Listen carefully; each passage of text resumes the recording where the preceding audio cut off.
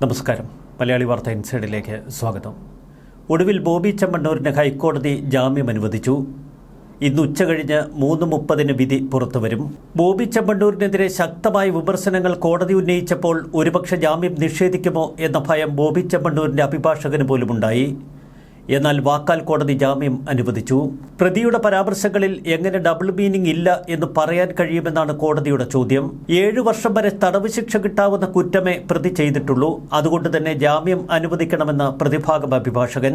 മെറിറ്റിൽ case വാദിച്ചാൽ അംഗീകരിക്കാനാവില്ല എന്ന് കോടതി തീർത്തു പറഞ്ഞു. ജാമ്യഹർജിയിലെ ചില പരാമർശങ്ങൾ പോലും വീണ്ടും പരാതിക്കാരിയെ അധിക്ഷേപിക്കുന്നതാണല്ലോ എന്ന് കോടതിയുടെ നിരീക്ഷണം. പ്രതി സ്ഥിരമായി ഇത്തരം പരാമർശങ്ങൾ നടത്തുന്നയാളാണ് എന്ന് കോടതി നിരീക്ഷിച്ചു. ബോബി ചെമ്മണ്ണൂരിനെതിരായ പോലീസ് നടപടി സമൂഹത്തിന് പാഠമാകേണ്ടതുണ്ട് എന്ന് സർക്കാർ അഭിഭാഷകൻ കോടതിയിൽ വാദിച്ചു. ഇത്തരം പരാമർശങ്ങൾ നടത്തിയാൽ ഉണ്ടാകുന്ന പ്രത്യാഘാതം പൊതുജനം മനസ്സിലാക്കണമെന്ന് കോടതിയും പറഞ്ഞു. വീഡിയോ ദൃശ്യങ്ങൾ കോടതി വിശദമായി പരിശോധിച്ചു. ദ്വയാർത്ഥമില്ലാതെ എന്താണിതെന്ന് കോടതി ചോദിച്ചു. നടിയുടെ ഡീസൻസി ഈ വീഡിയോ ദൃശ്യത്തിൽ പ്രകടമാണെന്നും കോടതി പറഞ്ഞു. എന്തിനാണ് ഈ മനുഷ്യൻ ഇങ്ങനെയൊക്കെ കാണിക്കുന്നത് എന്ന് ഹൈക്കോടതി ആരാഞ്ഞു. ജാമ്യഹർജിയിൽ ഉച്ചകഴിഞ്ഞ് 3:30 വിശദമായ വിധി നൽകാം എന്ന് കോടതി പിന്നീട് പറഞ്ഞു. നടിയുടെ ഡീസൻസിയുടെ ഭാഗമാണ് അപ്പോൾ അവർ പ്രതികരിക്കാത്തത് എന്ന് കോടതിയുടെ നിരീക്ഷണം. ബോബി ചെമ്മണ്ണൂരിനെതിരായ അധിക്ഷേപത്തിനിടയാക്കിയ ആ വീഡിയോ ദൃശ്യങ്ങൾ പൂർണ്ണമായി പരിശോധിച്ചതിന് ശേഷമാണ് ബോബി ചെമ്മണ്ണൂരിന്റെ ജാമ്യം ഹൈക്കോടതി അനുവദിച്ചത്. പ്രതി സ്വാധീനശക്തിയുള്ളയാളാണ്. അതുകൊണ്ട് തന്നെ തെളിവുകൾ നശിപ്പിക്കാൻ ഇടയുണ്ട്. സാക്ഷികളെ സ്വാധീനിക്കും, വിദേശത്തേക്ക് കടക്കും. പ്രോസിക്യൂഷൻ വാദത്തെ പ്രതിഭാഗം കൃത്യമായി നേരിട്ടു. ബോബി ചെമ്മണ്ണൂരിനെ പോലെ വ്യവസായ ലോകത്ത് പ്രവർത്തിക്കുന്ന ഒരാൾക്ക് അങ്ങനെ എളുപ്പം വിദേശത്തേക്ക് മുങ്ങാനാവില്ല എന്ന് പ്രതിഭാഗം അഭിഭാഷകൻ. കഴിഞ്ഞ വ്യാഴാഴ്ചയാണ് മജിസ്ട്രേറ്റ് കോടതി ജാമ്യം നിഷേധിച്ചതോടെ ബോബി ചെമ്മണ്ണൂരിനെ ജയിലിലടച്ചത്. തൊട്ടടുത്ത ദിവസം വെള്ളിയാഴ്ച തന്നെ ബോബി ചെമ്മണ്ണൂരിന്റെ അഭിഭാഷകൻ ബി രാമൻപിള്ള ഹൈക്കോടതിയെ സമീപിച്ചു. എന്നാൽ ഹൈക്കോടതിയുടെ ചോദ്യം കൃത്യമായിരുന്നു. എന്തുകൊണ്ടാണ് ഇത്ര ധൃതി? ഇത്ര പെട്ടെന്ന് പരിഗണിക്കാനുള്ള വിഷയമൊന്നുമല്ല ഇതെന്ന് കോടതിയുടെ നിരീക്ഷണം. തുടർന്ന് കേസ് പരിഗണനയ്ക്കായി ചൊവ്വാഴ്ചത്തേക്ക് മാറ്റിവെച്ചു. വെള്ളി, ശനി, ഞായർ, തിങ്കൾ തുടർന്നുള്ള 4 ദിവസങ്ങളിൽ ബോബി ചെമ്മണ്ണൂർ ജയിലിനുള്ളിൽ തന്നെ അടയ്ക്കപ്പെട്ടു. മജിസ്ട്രേറ്റ് കോടതിയിൽ ബി രാമൻപിള്ള എത്തുന്നതോടെ തനിക്ക് ജാമ്യം കിട്ടും എന്ന അമിത പ്രതീക്ഷയായിരുന്നു ബോബി ചെമ്മണ്ണൂരിന്. അതുകൊണ്ട് തന്നെ അയാളുടെ വാക്കുകളിൽ വലിയ ആത്മവിശ്വാസവും പ്രകടമായി.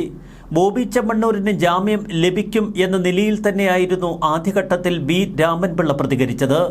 അപ്രതീക്ഷിതമായ മജിസ്ട്രേറ്റ് കോടതിയുടെ വിധിയിൽ തളർന്നിരുന്നുപോയി ബോബി ചെമ്മണ്ണൂർ. പ്രതിക്കൂട്ടിൽ തലകറങ്ങി നിലത്തിരുന്നു പോയ ബോബി ചെമ്മണ്ണൂരിനെയാണെന്ന് കേരളം കണ്ടത്. തുടർന്ന് ജനറൽ ആശുപത്രിയിൽ എത്തിച്ച് പരിശോധനകൾ നടത്തിയെങ്കിലും ശാരീരികാവസ്ഥയിൽ കാര്യമായ കുഴപ്പങ്ങളൊന്നുമില്ല എന്ന് ഡോക്ടർമാർ കണ്ടെത്തി. തുടർന്ന് കാക്കനാട് സബ് ജയിലിൽ അടയ്ക്കുകയായിരുന്നു ബോബി ചെമ്മണ്ണൂരിനെ. വ്യാഴാഴ്ച ജാമ്യം നിഷേധിച്ചു. തൊട്ടടുത്ത ദിവസം വെള്ളിയാഴ്ച തന്നെ രാമൻപിള്ള ഹൈക്കോടതിയെ സമീപിച്ചുവെങ്കിലും ശനി, ഞായർ ദിവസങ്ങൾ അവധിയായത് അവർക്ക് മുന്നോട്ടുള്ള നിയമ നടപടികൾക്ക് തടസ്സമായി. മജിസ്ട്രേറ്റ് കോടതിയിൽ ബി രാമൻപിള്ള വാദിച്ചത് മുഖ്യമായി ഒരൊറ്റ കാര്യം. ഉദ്ഘാടന ചടങ്ങിൽ ഹണി റോസിനെ ബോബി ചെമ്മണ്ണൂർ അധിക്ഷേപിക്കുന്നില്ല. ആ വീഡിയോ ദൃശ്യങ്ങൾ കോടതിയൊന്ന് കാണണം. ബോബി ചെമ്മണ്ണൂർ ബഹുമാനത്തോടെയാണ് ഹണി റോസിനെ അന്ന് സമീപിക്കുന്നത്. ബോബി ചെമ്മണ്ണൂർ ഹണി റോസിന്റെ ശരീരത്തിൽ സ്പർശിച്ചിരുന്നില്ല എന്നും കോടതിയിൽ ശക്തമായി വാദിച്ചു ബി രാമൻപിള്ള. ഹൈക്കോടതിയോടും ഇതേ വാദഗതികൾ തന്നെയാണ് രാമൻപിള്ള ഉയർത്തിയത്.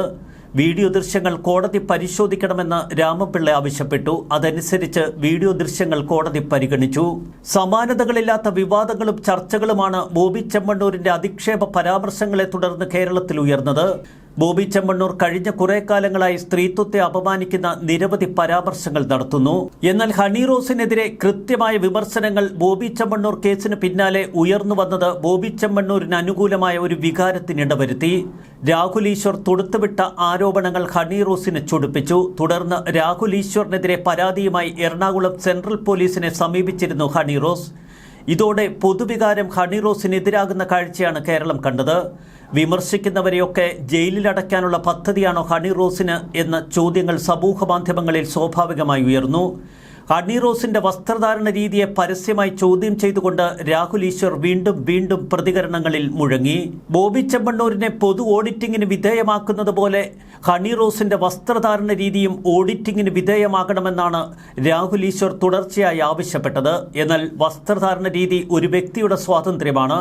ഇന്ത്യൻ ഭരണഘടന അനുശാസിക്കുന്ന വസ്ത്രമേ താൻ ധരിച്ചിട്ടുള്ളൂ എന്ന് ഹണി റോസ് തിരിച്ചടിച്ചു. രാഹുൽ ഈശ്വറിനെതിരെ രൂക്ഷമായ പ്രതികരണങ്ങളാണ് ഹണി റോസ് സമൂഹ മാധ്യമങ്ങളിൽ കുറിച്ചത്. രാഹുൽ ഈശ്വറിന് മാപ്പില്ല എന്ന് ഹണി റോസ് കുറിച്ചു. തുടക്കത്തിൽ ബോബി ചെമ്മണ്ണൂരിനെതിരെ ശക്തമായ കരുക്കളാണ് ഹണി റോസ് നീക്കിയത്. ബോബി ചെമ്മണ്ണൂരിനെതിരെ എറണാകുളം സെൻട്രൽ പോലീസ് സ്റ്റേഷനിൽ പരാതി നൽകുകയും തുടർന്ന് കേരളത്തിന്റെ മുഖ്യമന്ത്രി പിണറായി വിജയനെ നേരിട്ട് ഫോണിൽ ബന്ധപ്പെടുകയും ചെയ്തു ഹണി റോസ്. തുടർന്ന് മനോജ് എബ്രഹാം ഉൾപ്പെടെയുള്ള പോലീസ് ഉദ്യോഗസ്ഥരുമായി ഹണി റോസ് ചർച്ച നടത്തി. എറണാകുളം സിറ്റി പോലീസ് കമ്മീഷണറെയും അവർ നേരിൽ കണ്ടു. തുടർന്ന് എറണാകുളത്ത് നിന്ന് വയനാട്ടിലേക്ക് തിരിച്ച അന്വേഷണ സംഘം ബോബി ചെമ്മണ്ണൂരിന്റെ കാറിനെ വട്ടം പിടിച്ച് ബോബി ചെമ്മണ്ണൂരിനെ തൂക്കിയെടുത്ത് കൊച്ചിയിലേക്ക് കൊണ്ടുവരുന്നു. ഒരു രാത്രി മുഴുവൻ പോലീസ് സ്റ്റേഷനിലെ ബെഞ്ചിലിരുത്തി തൊട്ടടുത്ത ദിവസമാണ് ജുഡീഷ്യൽ ഫസ്റ്റ് ക്ലാസ് മജിസ്ട്രേറ്റ് കോടതിയിൽ ഹാജരാക്കുന്നത്. അവിടെ ബോബി ചെമ്മണ്ണൂരിന് ജാമ്യം നിഷേധിക്കപ്പെട്ടതോടെ കേരളത്തിൽ മറ്റൊരു തലത്തിൽ ചർച്ചകളും വിവാദങ്ങളും ഉയർന്നുപൊങ്ങി. ഇതിന് പിന്നാലെയാണ് രാഹുൽ ഈശ്വറിനെതിരായ വിവാദങ്ങൾ. ഹണി റോസ് സോഷ്യൽ മീഡിയയിൽ നിറഞ്ഞു നിന്ന കാലം.